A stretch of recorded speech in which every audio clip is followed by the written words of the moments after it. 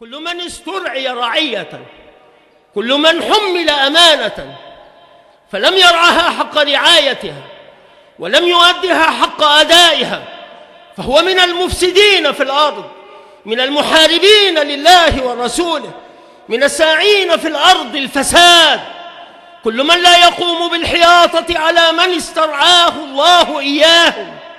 من مرؤوسيه حتى لا يعيثوا في الأرض الفساد، حتى لا يتخذهم أعداء هذا الدين وأعداء هذا الوطن وسيلة للوصول إلى أغراض المنحرفين الفاسدين المفسدين في الأرض. ومن المعلوم أن هؤلاء المفسدين قد استشروا في المصالح كلها، في المؤسسات جميعها، ينخرون في قواعدها كالسوس، ويعملون في الجسد الحي كالخلايا السرطانية المميتة، وهم يضللون رؤساءهم ويرفعون إليهم كذبا وزورا ما ليس له حق ولا حقيقة، لأنهم منحرفون منتمون انتماء باطلا بدعيا ظالما يحارب الدين ويحارب الوطن، يسعون في الأرض الفساد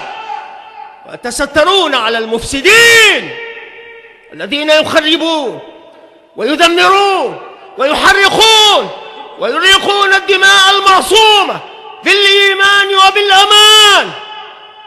ويبددون ثروات الوطن المكلوم الذي ابتلي بهم وصاروا كلا عليه ووباء له ومرضا فيه. نسأل الله عز وجل أن يستأصل شأفتهم وأن يأخذهم أخذ عزيز مقتدر، وأن يكبتهم وأن يذلهم، وأن يري المؤمنين فيهم آية تقر بها أعينهم، إنه تعالى على كل شيء قدير. وصلى الله وسلم على نبينا محمد وعلى آله وأصحابه أجمعين.